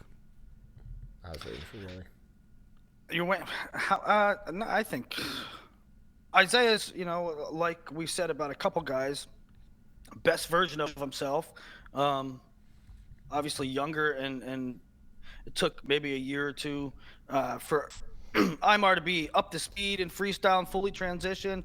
But I mean, I'm Burroughs all day. Yep, same here. Burroughs in 2 for me and Willie and Nomad. Yeah, I'm just curious about what adjustments Isaiah can make offensively, because he got one step out each last year. So, can he get a takedown? Right? I don't think he's going to turn Jordan. Basically, no one turns Jordan. Can he get a takedown? Can he get Jordan on the clock and score that way? Can he, maybe get a go behind? That would also kind of surprise me. But that's what, when we say this is the best version of Isaiah Martinez we've ever seen, this is, Jordan Burroughs taking Isaiah very seriously. Okay, but what does that mean on Isaiah's end? How can he get his points. Because you know JB's going to get... JB's basically good for 4 points every match, minimum. Yeah. Okay. Kyle, Steven? I do think Imar is better than the version we'll see this year, but I don't know if that matters because it's Jordan Burroughs. It's Jordan Ernest Burroughs. Yeah. So Yeah. 2 matches for me. 2 matches. Kyle, what do you think about the fact that your real name is Steven, and then you changed it? You go by Kyle because Didn't it's your change middle it. name, and It's my name. Okay, you go by your middle name Kyle. You go by your middle name Kyle because it's cooler, and then last week on Twitter, the name Kyle got completely trolled. Yeah, that was BS. I mean, someone just woke up, and for like a week, they were like, just make Kyle jokes. And Did I miss this? Yeah. you did. Yes. What happened? we literally watched a video. Remember the people named Kyle? Oh, And okay, it's yeah. just that dude like throwing plates in the forest Barstool Kyle chugging was going monsters. Like flicking off the police Yeah. department. Yeah, okay, that was a hilarious video. The H-E-double. There was all these videos going around. Just apparently Kyle's like to punch holes in walls and stuff like that. You kind of do that. I've never punched a hole in a wall. Well, you kind of like, you get mad when you lose. Well, yeah. I like when you run into the wrestling mats when you're chasing down a ping pong ball. Oh, yeah, that's just hustle. Yeah. One time I knocked him over and made a really loud noise, and everyone in the office looked at me like I was an idiot. No, you got to... Look, you're trying to win. Trying to win. Yeah, they don't understand. But KB No Swag, he was using his platform to defend all Kyles. That's good. Yeah. Fighting the good fight out there. You showed great courage in not switching your name back to Steven. Yeah. I'm gonna tell you what's in this Final X card. Colton Schultz and Adam Kuhn. They're gonna do a Greco-Roman attack session. I think who's the Colton Schultz favorite? is Who's gonna gonna win? You think Colton's gonna win? How's he gonna win? I don't know. But this might be one of those stupid things where you overhear stuff, but not overhear. I was told that Schultz beats him at the OTC. I was told to text him. That sounds preposterous to me. Yes. It does sound preposterous. Text him in what? I don't know. Wrestling. Text him in what? Yeah, hair growing contest? There's no way. Checkers, maybe? Text Adam Kuhn? I don't know, man. That seems tough to believe. I mean, certainly Colton's going to be the guy ultimately for Team USA at Greco, right? Like, it'll happen. Is it this year? I mean, I'm not even against picking Colton. I might even do that. But man, I just have a hard time seeing that. Does he take him down and gut him a bunch? Does he turn? Oh no! Gets on top, like gets him put down. Gets him put down. And then he turns him a bunch? Yes, that is. That's what I was told too. I was told street that word. he turns him from top very consistently. All right. So with that knowledge in your mind, Willie, why don't you say something? Well, I'm picking Colton. Colton. Yeah. It's pretty much totally on my source. This is totally on the person that told me this. I know. That's the thing, man. You get some crazy stories, but a lot of them are true. This wrestling room Yeah, stuff. but a lot of them are not true. Yes. Remember when Ben Askren said that Bo Bresky is going to be awesome? And Saw him it's in the room last week. He's then coming it's for like, the wait, Hawks. don't you coach him? He's like, yeah, unrelated. This is an unbiased opinion from Ben Askren. Okay, I've got dang. I'll pick Kuhn Yeah, I want to pick Adam Kuhn too. because of NASA. Just the NASA angle. I'm going to take the astronaut. When in doubt, go with the NASA guy. Okay. I'm taking the guy Support the who truth. has done Greco his entire life and is probably the best Greco prodigy we've ever had. I don't know. Can we get Nomad on the call for that match in case Schultz does beat Kuhn? Yeah. He'll lose his mind. If It's you want, absurd. if you want to hear something really funny, go watch match 2 or 3 of Schultz Yeah. and Robbie Smith. Nomad had a great call at the end. Wow. I wasn't around. Well, I mean, I was around, but like I wasn't there when Jake Deichler made the team as a high school kid. So maybe like that I don't know. I don't think he's graduated high school yet, or he like just graduated high school. Yeah. He's wrestling grown men with like beards. Like Robbie has like a bird's nest And NASA situation. clearances. Yeah, NASA clearances. This guy's like, you just learned how to drive a couple weeks ago. I don't know. Shouldn't be winning. Shouldn't be able to do that at that age. You don't do that. All right. He doesn't even go here. Colton. Yeah, maybe he'll just do it. I don't know. I've never professed myself to be a Greco-Roman expert, so Is that so? I've never claimed. All right. We got some juicy ones here. We got so some we can juicy, do. some more juicy nuggets. Let's go. Dayton, Let's go. Dayton and Thomas. Yes. Dayton against Fix. So I gotta stick with Dayton after seeing what he did at the Open. He won the match. I do think there are adjustments that he can make. Oh, did we lose Willie? Or is he? There, he's back. He was frozen. I was worried.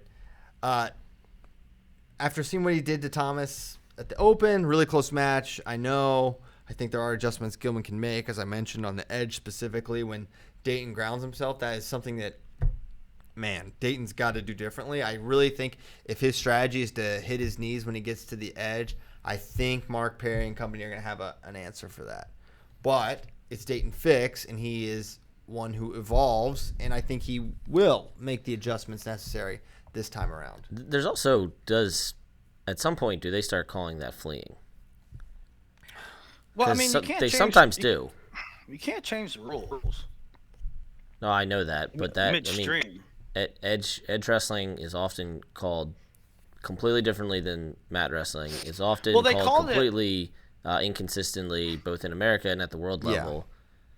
Nomad's right. I mean, just because the Oklahoma State staff can't like ask for the U.S. Open clause, be like, we want that officiating rule. Like it's just however they want to interpret it, and maybe they'll say there'll be a point of emphasis. USA will look at this and be like, hey, if he does this, if he's dropping to his knees on the edge, and I honestly believe, well, first of all, that's why I don't like the grounding rule really that much in general. I think there are parts of it maybe I do like, but I don't like that I'm in trouble. If I just lower myself, I am out of trouble. That doesn't make sense to me in wrestling. Yeah, I said similar in the call in a semi at Akron this weekend.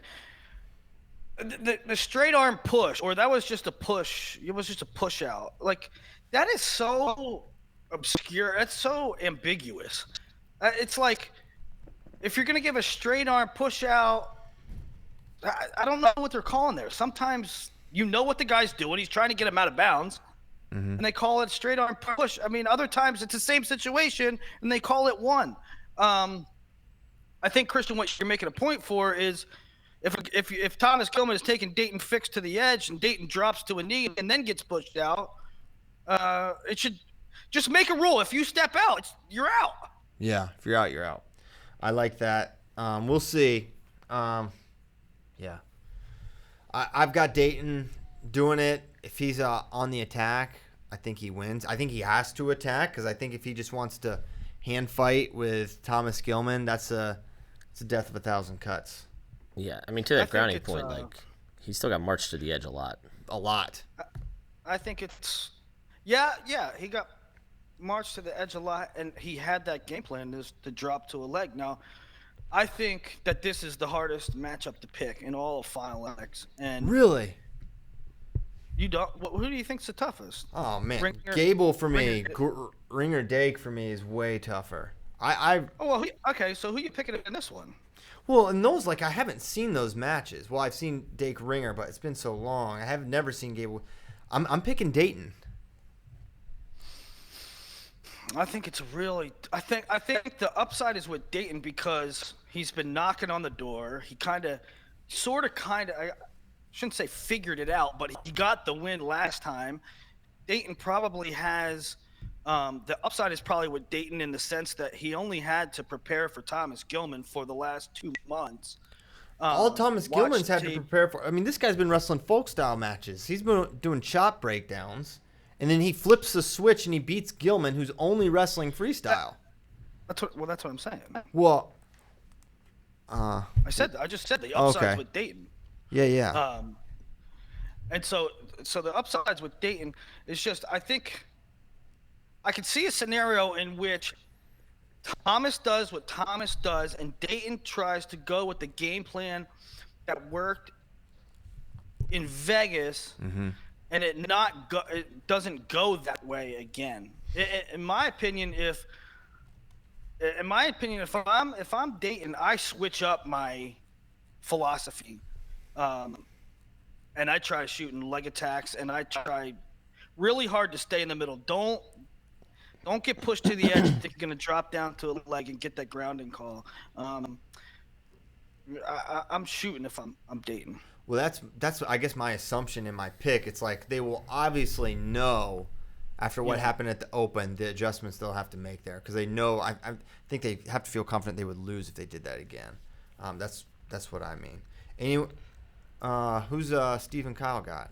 I know Thomas Gilman was concerned about Dayton's saddle getting cold. Oh. But he's a cowboy. He's literally a cowboy. He's literally a cowboy. He is saddling up every single day. That's literally how he gets to the wrestling room. Exactly. He has a horse. Right. So Dayton's saddle stayed very warm, and he wins in 2 matches. Two We're matches. all taking Dayton. So we're all on Dayton. Uh-oh. Taking Dayton. He has. A Here's what I need from both of these. He does have the horses. Both of these young men. I need leg attacks out of both of y'all, because we ain't winning the medal the way. And look, I understand they're very positionally sound. They're extremely smart and keep themselves out of danger. But we gotta get leg attack scores here. Well, to I mean, win at this rate. I don't think Thomas is gonna wrestle the way he wrestles. I don't think Gilman used to shoot more though. No, yeah, that's the used thing. to. That it has I mean, changed. in the past 2 or 3 years, I mean, Nomad's sitting here saying right now he needs leg attacks out of Thomas Gilman, and I'm telling you that Thomas is going to wrestle the way Thomas wrestles. In 17, he was shooting way more. Yeah, You're not going to see a whole lot of leg attacks out of Thomas Gilman until he's trailing in the second period. It's not going to happen. Go look at the attack rate for Gilman from 17 Worlds to 18 Worlds, and even injury, whatever. Like, I get it, like that probably affected it, but the mindset of still attacking and having confidence in your shot, knowing you have a good shot, knowing you can score off that shot. Really good shot. I'm taking Dayton because I do believe that Dayton has made the adjustment to start shooting more. But I needed to continue at the world level. That is my diagnosis of, like, again, this is a weight where I think we'll be fine either way, but fine right now means wrestling for bronze, which is obviously really good, but Dang. I don't know that the way these two are wrestling, I don't know that I can see them winning a world medal this year. Interesting. Which Thomas has done before on the senior level, and Dayton's done it multiple times on the age level. So it's not as though I think either I think they one. both have great shots. I'm 100% with you, and I'd like to see both be more offensive, especially against each other, and at Worlds they have to be. I think Dayton has been more offensive at the world level, has taken more leg attacks than Thomas in world experience recently. But as far as the field goes, either one, I'm pretty confident and medal. You sound like you're underwater now, Willie, and I don't know why. Are you a submariner? No, I'm not underwater. There, it's back. He's submerged. All right, good. Okay, so we've all got Dayton Fox. Oh, my gosh. All right. Tyler Graff, Joe Colon, 61 kilowatts. This is really tough. This is very tough for me. I'm not really sure. I think point scoring potential, maybe you go with Graff, but I just think getting it done. Is this the highest over-under? Oh, yeah. This is going to be... You don't want a drinking game for points with this one, guys. I don't recommend... Speak for yourself. No, you probably do. If you're playing a drinking game, you probably do. Speak for yourself. Oh, my Sort God. of drinking games you play with the goal is not to drink. Yeah. Wait, what? So, yeah. I'm going with Cologne. I think he said that backwards, but maybe I No, heard. what sort of games you play where the goal is Oh, not what to drink? sort of games? Yeah. Yeah. Well, it depends on what kind of mood you're in. Maybe you just want to get drunk. Yeah. Well, there's a game called Drink the Think Beer. of it. that's- all the drinking games are Is stupid. that a big game at James Madison? It's called Drink the Beer. Well, more so, that was what we did in Parkville. We played a lot of Drink the Beer. Oh, here we go, Parkville days. Yeah. All right, Baltimore County. I've got Joe Cologne in 2 matches because I don't want Izzy Silva to yell at me. Is that enough reason for you? I got Joe Cologne. I don't know, 2, maybe 3. I don't know, but just the inconsistency from Graf. You know, give me Joe. I don't know what you're going to get at. If Tyler Graf can win, yeah, but he's not always consistent. So Yeah, same thing. Like, Tyler Graf, one of the best guys to not make a world team in America. But until he does it, I'm not going to think he can do it. Yeah. I'm going to say Joe Cologne in 3 because one of the matches ends like 16-16 in criteria with Graf winning. And no one knows what criteria it Yeah, could be because you're. Exactly, because everyone's trying to count how many 4s everyone had. And You all might, that. if you're not near the chairman, you might need to do the old pen paper for that one as you're commentating it, and just kind of make sure that everything matches up. Yeah. Here's also a pro tip. Look at the line on the scoreboard Ooh, instead of doing that. that's a pretty good pro Yeah, tip. but sometimes, oftentimes, the points don't go up right away. yeah, and then the refs tell him just Sit down and shut up. coaches ask for clarification. Yeah, do it. With And it. then they tell him to wrestle anyway. And then you don't know the score until the match is over. Yeah, but that's plenty of time to know. All right, James Green versus Ryan Deacon. That should be the official greeting of wrestling fans. You know how like wrestling people go up and they like kind of shrug and stuff, or like instead of saying hello, freestyle wrestling fans should go up to each other when they see each other and just go like this. It's really the best. Or like the one person does this, you hold it out, and like the response, the person you're greeting gives you the roll. Yes. That's how you know. I'm with it. We could really affect wrestling culture in this way. James Green, Ryan Deacon. Listen, we saw it at the Open. Did he catch Green by surprise? Did James just completely underestimate this guy that got 5th at Big Tens and say, yeah, I got this, and then, oh wait, Ryan Deacon's awesome. Now he learned that. Is Ryan Deacon just better at freestyle? I don't know. Probably so. He's junior world silver. There's mounting evidence. Seems likely. So, but can you really do it? Can you really pick James Green to lose in Lincoln, Nebraska? I'm not gonna do it. Not gonna be able to do it. Can't win with him. The thing with James is, you know, we talk about the MO of some of these guys. This guy does this, and if Thomas makes a team, we want to see him take more leg attacks because he hasn't recently. James has a sort of book on him too, where he lets matches get away that he should win. He doesn't put people away. He doesn't create a gap. And I think if he wants to be safe, I'm not going to pick him to lose, but if he wants to be safe, he needs to stay on the offense. Well, Deacon's ability to get in and finish so well was what was eye-opening to me. And to me, I think this is a real match. It has potential to go 3. I really think Deacon can do it. I don't think you're crazy if you pick Deacon. I thought the stuff he was doing at the Open is going to be there in Lincoln. There's nothing like – I don't see Green all of a sudden able to just completely shut down what Ryan does. I think he's just got great size, and his ability to get to legs is really is good. It's elite. And for that reason, it's going to be competitive, but just Green, Lincoln, not gonna pick against that. I've Same. been waiting a while to bring this point up. Ooh, he's been sitting on it, Oh, my What? God. keeping it warm. And I think this is the right one though, because I'm taking James Green. It'll be his 5th straight team, and I think it'll be the last time we see him make a team because he's gonna have to go up to 74 next year, and then who knows how many of these guys like Just putting them out to pasture. this has been this quad like that we're living in right now. It's the best one that we've seen since 93 to 95, which is a long time. You should host a show called Quad Living. Just talk about the Olympic cycle. Quad Pod actually is what it's called. That's the next podcast, wrestling podcast. Oh, called yeah. Quad Pod. Yeah. But How does that not exist? what does our team look like in 2021, and how good are they? Because we've got this stable, right?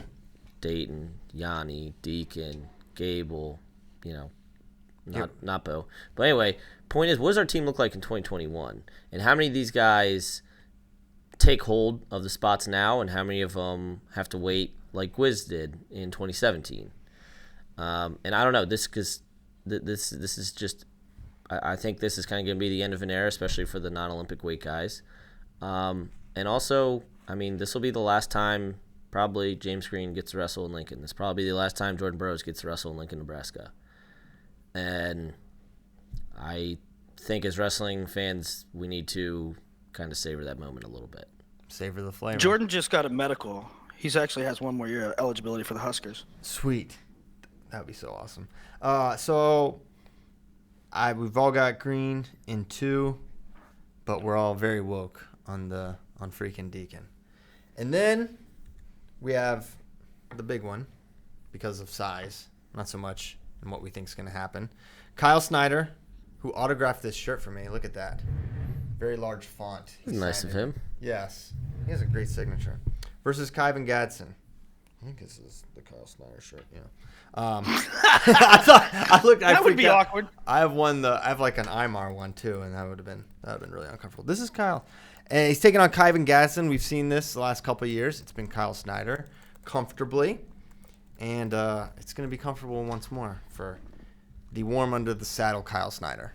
2 matches against Kyvan, who double-legged him off the stage last year. That was great. That was rude. That was rude, yet appropriate.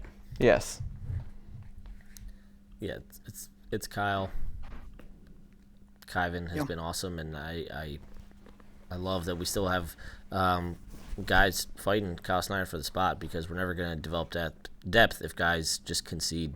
But it's Kyle Snyder until further notice. I feel like you've conceded the spot at 57 by not entering. No, man. I have. Dang. See, We're in good hands. You need to be the change. Mm-hmm. Okay. Stephen Kyle. Snyder. Kyle's got to stick together, Yeah. don't they? Especially after all the hate we've been through this past week. That's Yeah. true. That's true. Snyder's talk- going to redeem it for all the Kyles. That's right. That's great. Y'all should have a little segment, just like a heart-to-heart, Kyle to Kyle type of thing. Kyle to Kyle would be great. Just the adversity you guys have had to Maybe undergo. I'll start a new show and I'll have a Kyle on every week. It's like week 3. It's like Kyle Rochelle. Kyle Sermonera or whatever. It's Running out of people. running out of Kyles. Then you end up with Lyle Styles one of these times. It's a rhyme with Kyle. Just because it rhymed. All right. So those are all the matches of men's freestyle. No, Matt, you're giving me a look. What do you want No, to say? just you and Bader will be on call for session 2. Me and Spay will be on the call for session 1. Both parties, Democrat and Republican. Both Rutgers and Lincoln. Spay and I Really? be on the call. Go to the individual Final X tab page. You'll see the schedule for weigh-ins. Session 1, the matches. Session 2, weigh-ins. Session 2, matches. Reminder of how this is working. Sorry, Willie. Let me give a quick reminder. Yeah, quick reminder. 2 sessions for both Final X's. So the first session will start at noon, and the evening session will start at 6. Now, cool thing we're doing for the noon session, we're going to stream it live on our social media channels, Facebook, YouTube, and Twitter. So you'll be able to watch the morning session or the afternoon session for free and get a lot of eyeballs on that session. So that's pretty exciting stuff. So 12 and 6, the weigh-ins for each are 2 hours before. There's a press conference the day before, right? So a lot of Final X activity going on. Very exciting stuff. Willie, you were saying? I was just saying that I'm excited for the Kayla Miracle Velty match, and I'm also excited for the Mango match. I think that's going to be exciting. No, Matt, real quick. So I didn't even know you were calling Session 1. Let's talk. Just give me one Session 1 match from Rutgers that you're looking forward to, and one from Lincoln. Well, now I got to pull because I had. Molinari Nelson for me is. Oh yeah. Oh no, that's on session. Well, they got moved to Session 2 now. Yeah, that's Session 2. I'm sorry, I can't read. All right. Okay, I have them up, so I can go down. All right. Very easily.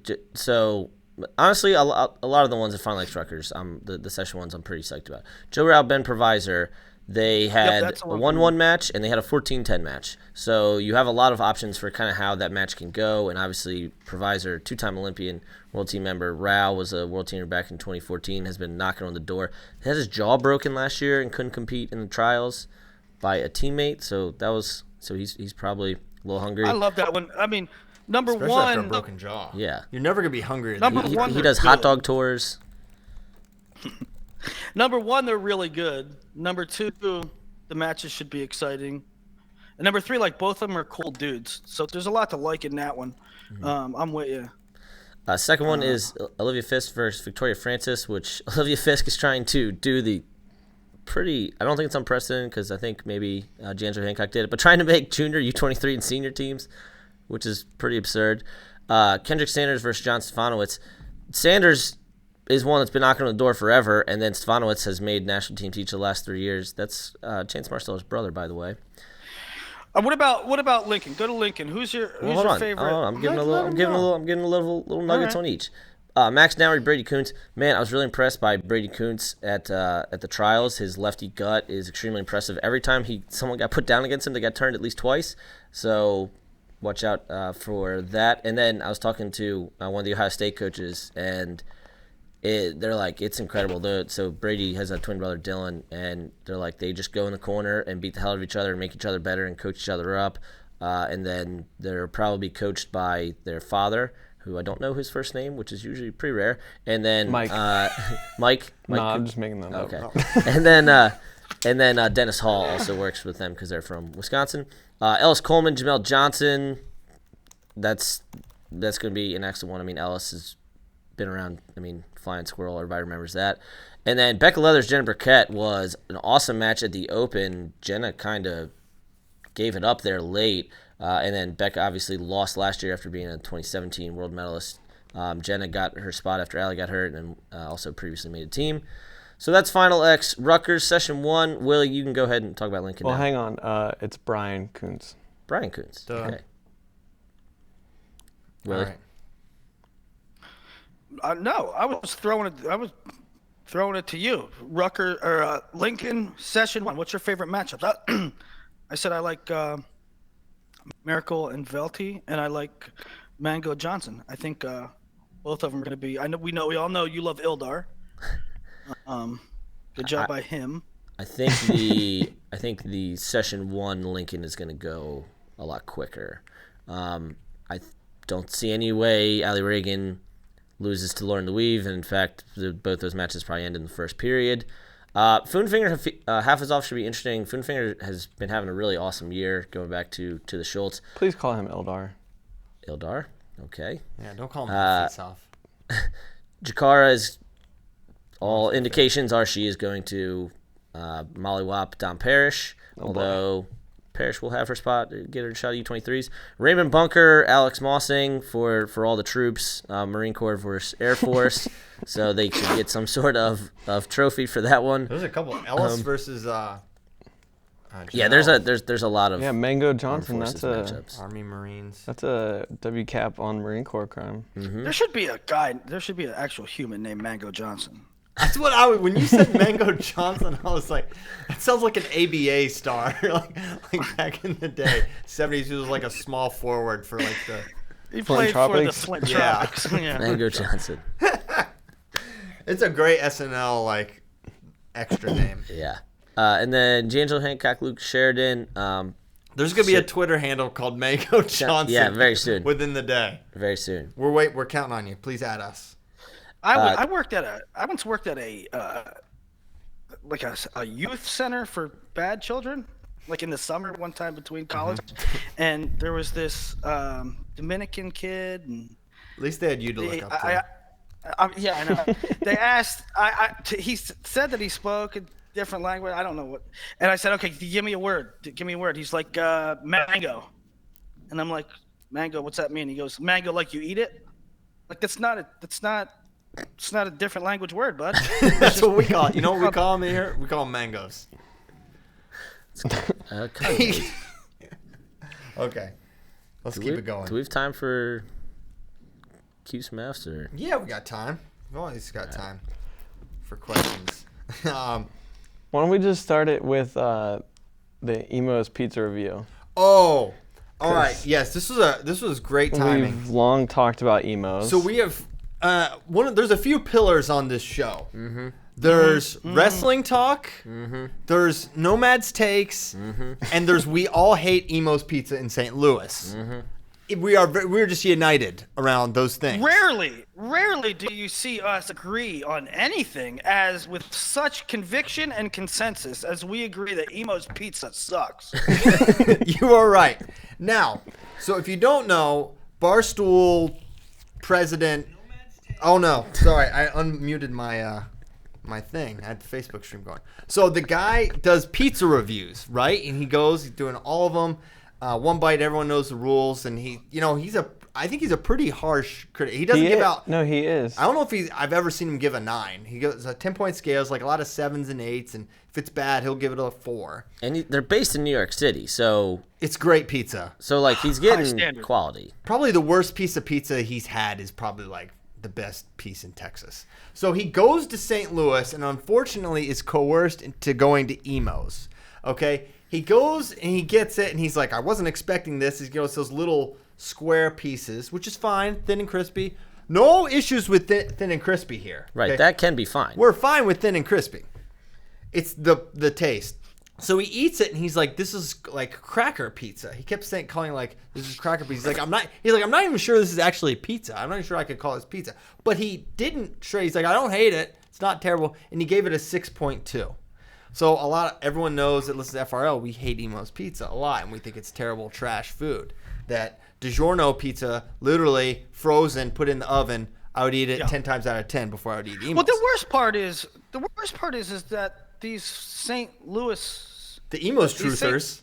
The St. Louisianans, they rave about it, and it's horrible. They probably also like Keystone Light. They also, well, quiet your mouth there. Me and Spay went on a whole diatribe about how much Keystone Light sucks this weekend. All right. So, anyways, they give it a 6.2, and these St. Louis people think that's like a victory. Well, it was funny because there's a Emo's guy there. He said he was like in marketing or something with Emo's. Yeah. And you could tell he was nervous. Yeah. And then when he heard 6.2, Prez looked at him. He's like, I'm sorry. Just being honest. Like, that's a pretty bad score. Usually what I give out. And he's like, oh, no, we'll take it. He's like, that's great. The guy was so pumped to get a 6.2. See, no, that guy knows. The problem, Prez seemed to kind of like the cheese and like the little tang to it. Yeah. We did not. Out on the cheese. Yeah. It's just rancid Well, cheese. I don't know. Listen, this whole thing has an asterisk on it. I mean, this pizza review, there's so many dynamics to it. Because, Kyle, are you sure he said he liked the tang? I think he said no, he did. No, he did. He said he liked the tang. All right. Well, and I think that's the only reason it got like a 6.2. Yeah. No, the only reason it got a 6.2, that's why I'm saying there's an asterisk on it. You can't have the marketing guy there. Prez just didn't want to hurt his feelings too bad. I don't think Prez He don't cares. care about that kind of stuff. No, yeah. He would not. He's not a feelings protector. With 6.2, I was surprised it was that high. 6.2. I was expecting a It shouldn't 5 have or got under. a 6.2. Also, the St. Louis people thinking that 6.2 is good is bizarre. Yeah. That's a 62% on your paper. St. There Louis could just be a has documentary made on this. terrible food takes in general. Remember, they were the ones that had like the bagel all sliced up like bread? Yeah, like bread. I don't remember that actually. It went viral, I don't know, probably like 6 months ago or something. Okay. It's not a good food city. Yeah, they just don't know. You got the arch. We like it when NCAA's is there, but that pizza's terrible. We have a slight update from our dear friend Dan Seifering, who follow that guy. He's a big wrestling fan. Obrats. Yeah, 16 records on whitepages.com of a fellow named Mango Johnson. So he's out there. One of them is in Texas. 16. We got to go 16 see entries? him. Yeah. That should be part of the Final X road trip. Finding Mango Johnson. Okay. I hope there's somebody named Mango Johnson that kind of looks like Beetlejuice from Howard Stern, and we can have him on as part of our show. I'm all for it. Now, Jim Ryan on Facebook is defending Emo's Pizza, and he says it is Provel cheese and definitely takes a developed palate. So he's here trying we to go. palate shame. Oh yeah, now. that's why. Palate we're not shame. we're not refined enough. palate shame. Oh my gosh. Look, there are there are nuances to food reviewing. And I think we'll all agree that we are not, full-time professional food reviewers. Emo sucks. It gets a 0. I will never eat it again. Cheers. All right. Hey. And there you have it. And there you have it. All right. Let's get to some questions from Wait, friends. no, one last thing. Here One we go. last thing, St. Louis people, on this whole Emos thing. I'll tell you another thing. Does it even pass health code? Does anybody inspect that place? It looked like a cockroach hotel. Like, it looked like they had this salad bar that I swear to God, the dressing was salmonella. I mean, there ain't no way. I don't know. So not only is it not appetizing, it's also suspect. A little sus. Yeah, I don't know. It's not a great place. That's all we can say. Now, moving on to questions from friends. Here we go. Why would Kyle Brackey do this to us about watching the Demon House documentary? Finally sat and watched it. Didn't go to bed till 3:30. I was so spooked. Kyle, you're freaking out our listeners. I'm sorry, guys. That one did a number on me, too. Yeah, Did a number on me. it changed him. That was the Kyle Brackey Alien Hour. If you missed it from last time, it was just Kyle and I on the show. And yeah, it was a deep one. It was pretty juicy. F with Q's asks, since Willie isn't taking the road trip, doesn't he lose a bet? FRL 372 said he would run a documented 10 miles on the trip, but he's not going, then he loses. Hashtag put your chicken where your mouth is. Hashtag gout got your tongue. Willie, your response. Yeah, what? I don't know if I said. Did I say I would run it on the trip or by the trip? We will accept either form of 10 miles at this point. All right, I'm probably gonna lose that bet. But The confidence of Willie has in his body relative to what it can actually do is amazing. well, yeah, that's probably true. It's definitely true. I remember when I first started, it was like 2013 or 2014. People always ask us like, who's the best wrestler in the thing? It's like Bader or now Mike Mal, LJ, etc. So there's already a Mango Johnson count. Turn it around, Nomad. All right, let's see if we can. I don't know if we can zoom in here. That is but record time. There's a That Mango is record Johnson. Nice. time. There's a Mango Nice. Johnson. And it's like an ABA basketball player. At Mango Johnson 2. Oh, Lord. Well done. You guys are the best. Record time. Record You time. Are the best. That's amazing. You're the real MVP. So anyways, we're talking about who's the best wrestler. And Willie was like dead. Now, at the time, we had a guy named Ryan Blake who wrestled at Minnesota for like 3 years. He's like really, really good. And I was saying, oh, Ryan's really good. Bader's really good. And Willie was actually offended. He's like, I'm better than all those guys. But it wasn't like one of those times when Willie's like, he's kind of putting on it like being. It was just he and I saying, he's like, well, I'd like to think it was me. But I'm still the best. I'm like, what, Willie? You think you're the I best? have a lot of confidence. I have a lot of confidence in my abilities. But you were not in good shape at that point. All right, so he loses that bet. Let's keep it moving before we gotta get out of here. FRL listener, since we use NATOs for weight, can we use nomads as a measurement for height? Yes. Although no one is gonna ever be 2 nomads, so it makes it tough. Yeah, that's. Other than Adam Kuhn, he's the only guy that's 2 nomads. Well, it might actually be better to use NATOs for height. Yeah, that's true, because he's 5 feet tall. Gene Parmesan with a great question, not exactly wrestling related. How far is too far to hold the door for someone? So you're going in a door, you're getting in, and you see someone else is coming. You know they're coming for this door.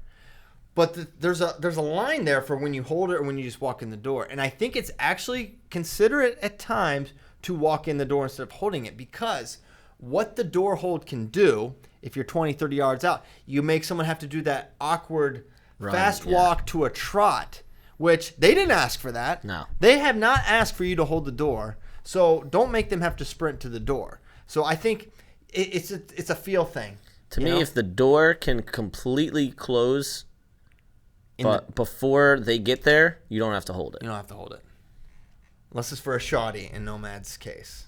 Like if it can be a full close, then it's you don't have to hold it.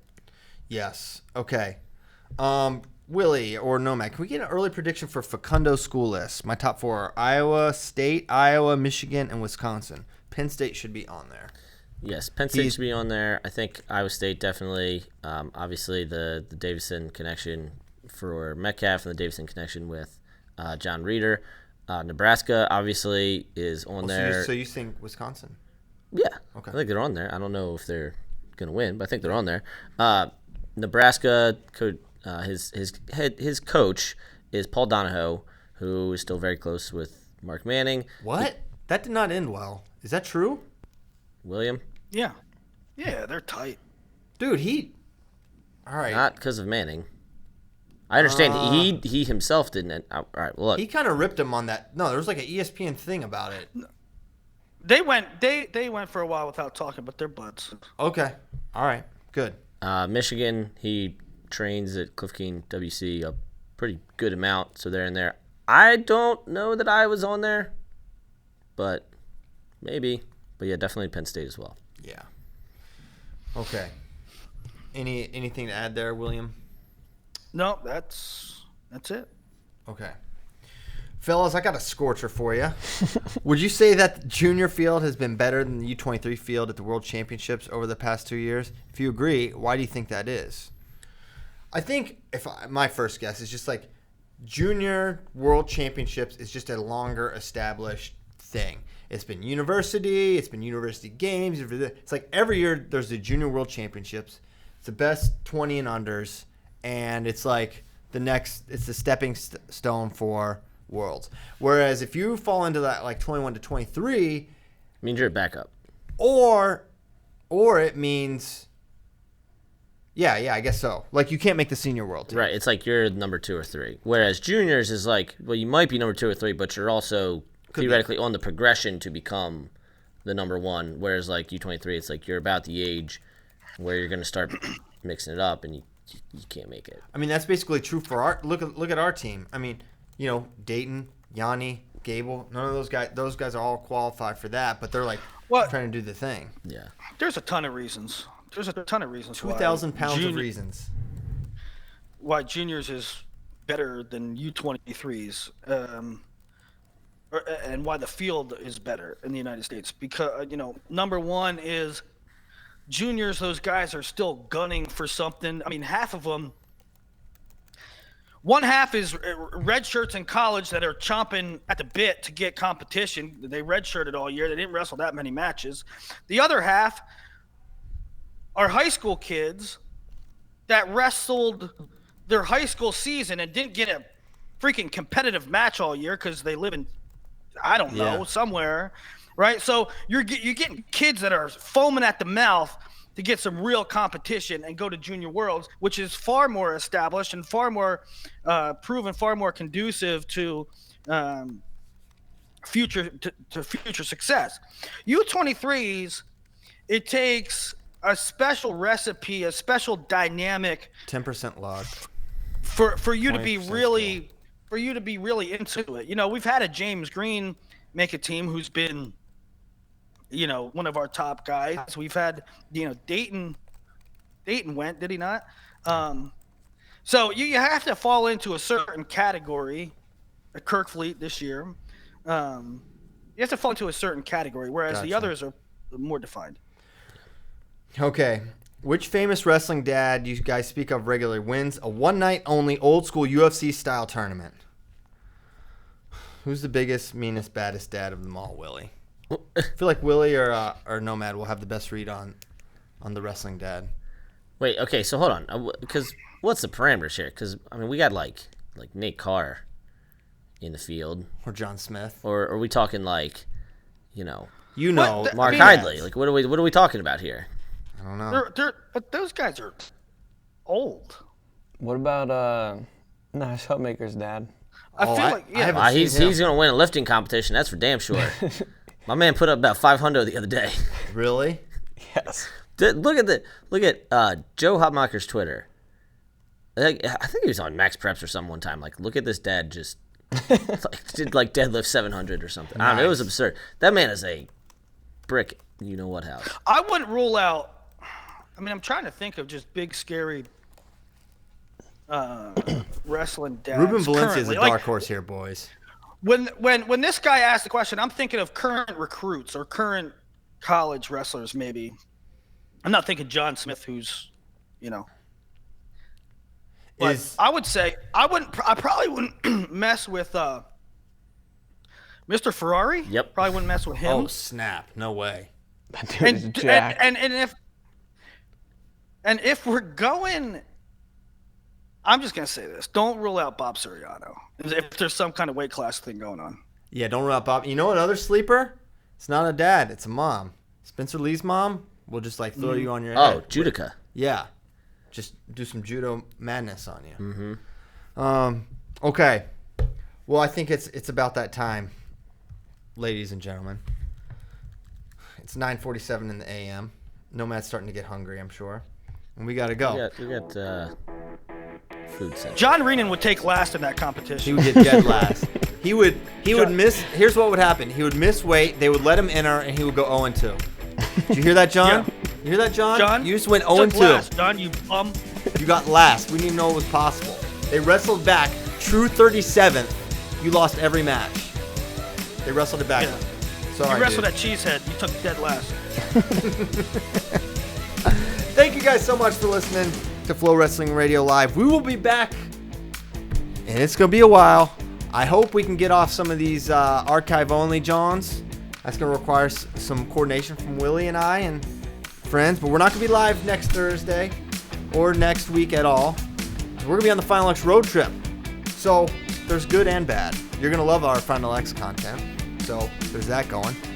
For Stephen Kyle Brackey, Dana Roy Lobdell Jr., William Elizabeth Saylor, we are out. Thank you guys. See you next time.